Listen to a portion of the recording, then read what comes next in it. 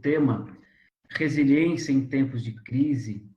Resiliência é a palavra que veio da física, que significa que todo corpo que recebe uma força, ela dobra um processo de elasticidade, mas depois dessa força aplicada, ela volta ao seu estado natural. A capacidade de suporte que trazemos para o tema de hoje, sobre as aflições e sobre as dores do mundo. Crise, de uma certa forma, ela não é tão ruim, porque a crise ela vem marcar um período. Crise, a palavra vem do grego crises, do verbo crino, que tem ali, no português, uma palavra sinônima como separar, recomeçar. Então, quando vem uma crise, é a capacidade de uma avaliação do nosso comportamento antes dela e depois dela. Nós sabemos que toda crise, toda dor é um processo educativo. O que é o grande diferencial para que nós façamos o suporte das aflições que nos visitam é exatamente a questão da maturidade, o processo de crescimento espiritual. Ou podemos dizer do suporte daquilo que é construído, como nós chamamos de fé. Ou seja, como nós vamos lidar com aquilo que nos chega nesses instantes mais duros da vida. Porque fé nós não conseguimos mensurar quando as coisas estão bem. Só mensuramos a fé em momentos difíceis.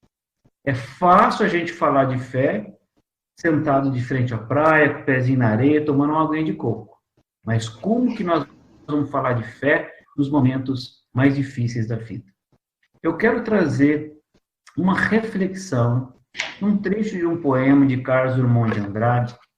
Ele vai falar que nós perdemos muito tempo com medo do sofrimento e onde nós poderíamos usar esse próprio tempo para ser feliz. Esse poema diz o seguinte: a cada dia que vivo, mais me convenço de que o grande desafio da vida está no amor que não damos, nas forças que nós não utilizamos, e na prudência egoísta que nada arrisca, esquivando-se do sofrimento, perdemos também a felicidade. A dor é inevitável, mas o sofrimento é opcional. A dor é um processo educativo, mas sofrer, não. Eu sei que em Campina Grande ninguém sofre. Aqui em Taubaté a gente sofre, Nilson. O que se faz, sofrer menos ou sofrer mais? É exatamente o processo de ser resiliente, de utilizar o processo da maturidade. E essa maturidade nós vamos galgando ao longo do tempo. E só conquista a maturidade passando pelas experiências, boas ou ruins. Ademilson, Chico tem uma frase que eu gosto muito. Ele dizia assim, que nós evoluímos desidratando.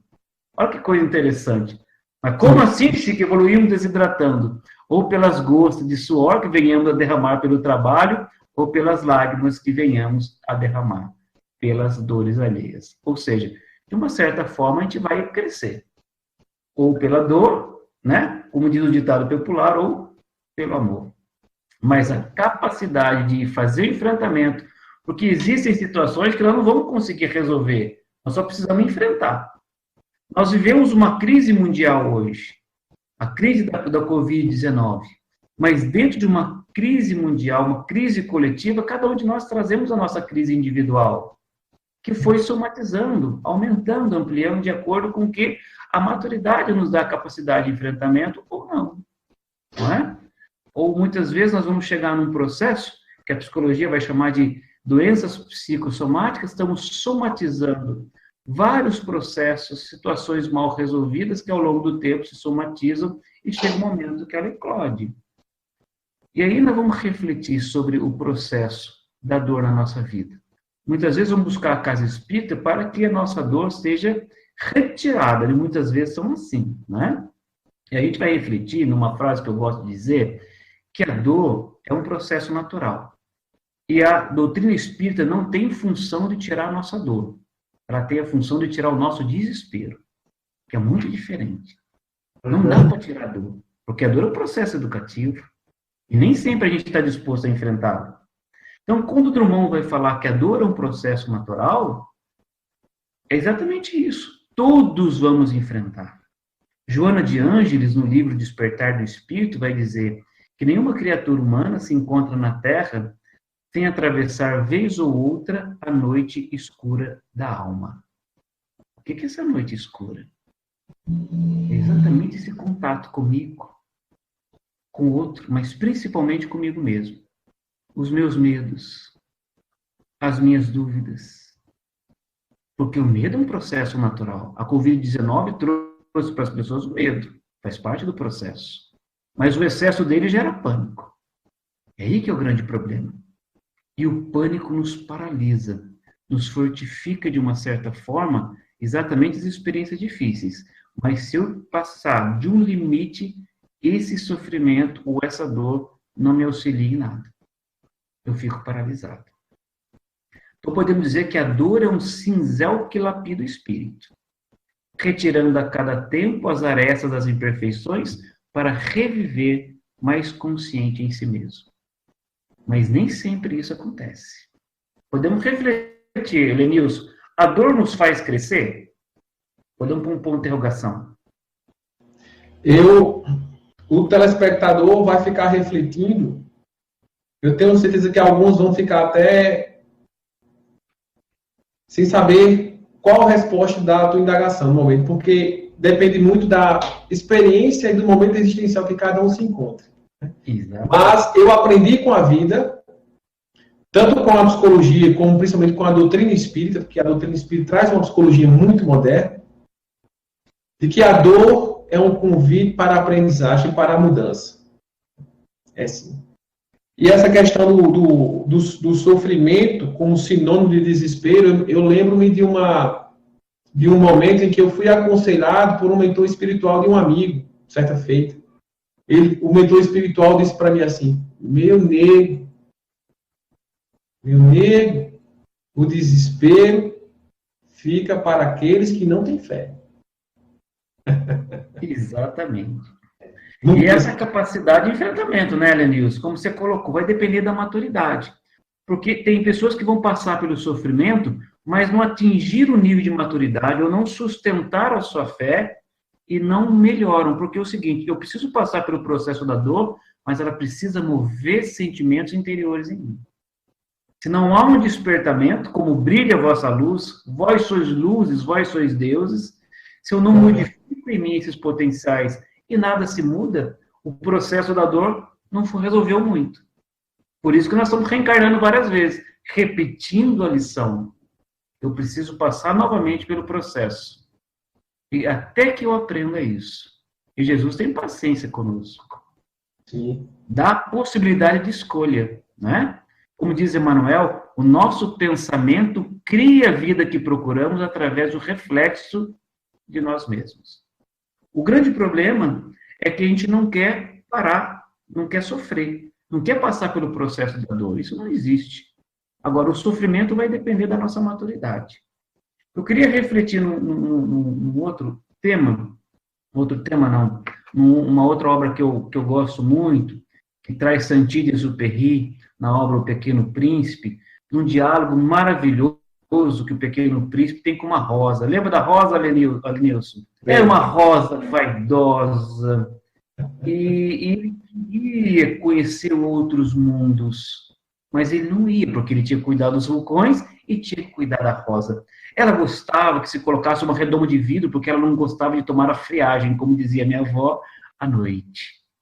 Mas chega um momento que ela mesma percebe a necessidade de conhecer os outros mundos, ali na analogia dos seus mundos interiores. E ela diz, vá conhecer seus mundos. E ele diz a ela, mas quem que vai cuidar de você? Quem que vai colocar redoma de vidro em você à noite? Quem que vai retirar suas lagartas? E ela diz, muitas vezes é preciso suportar 2 ou 3 lagartas para que eu possa ver a borboleta. Eu preciso passar pela crise. Lagarta, crisálida, é o processo da crise. a crise que educa. É somente nesses processos que nós vamos compreender as nossas próprias dores. Como diz Kardec no Evangelho, o verdadeiro espírita não é aquele que atingiu o nível de maturidade, ou o verdadeiro cristão, mas aquele que luta contra as suas más inclinações. Sendo hoje um pouquinho melhor do que ontem, amanhã um pouquinho melhor do que hoje. É um processo gradativo.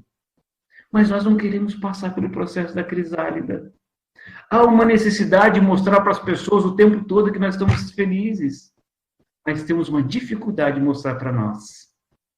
Aquilo que o filósofo Zygmunt Bauman vai falar do mundo líquido. Corremos atrás de tantas coisas. Precisamos mostrar para as pessoas o tempo todo que estamos felizes, mas temos a incapacidade de olhar para dentro para ver quais são as minhas necessidades. Bauman vai dizer, ele fala da rede social de uma forma bem interessante para a gente refletir. Ele vai falar assim, o que são as redes sociais de hoje? Ela diz assim que as redes sociais de hoje servem para nós mostrarmos para as pessoas a vida bela, maravilhosa que nós não temos.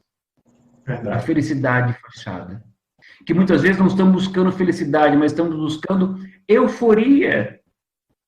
Como diz Aristóteles, né? Quando ele vai falar da felicidade, ele chamava de eudaimonia. A felicidade é o pleno desabrochar da natureza de quem vive.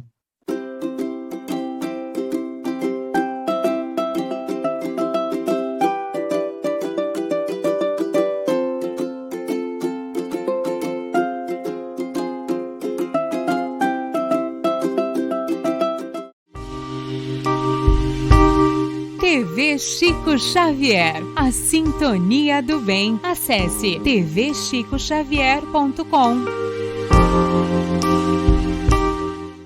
Espírito de amor, Francisco Cândido Xavier. Faça uma doação e ajude a divulgar ainda mais a doutrina espírita. Nosso conteúdo é gratuito e sempre será. Acesse tvchicoxavier.com e contribua. Xavier, Chico Xavier. Associação de Divulgação Espírita Chico Xavier, mantenedora da Rádio e TV Chico Xavier, além dos perfis nas redes sociais.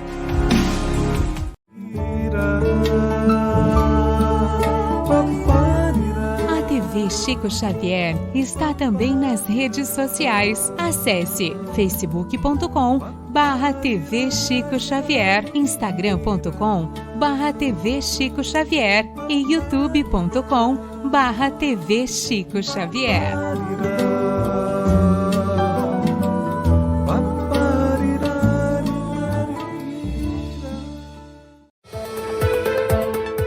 Baixe o aplicativo da TV Chico Xavier. É grátis. Faça o download agora mesmo e acompanhe a nossa programação. Acesse o Play Store ou Google Play na versão Android e Apple Store na versão iOS.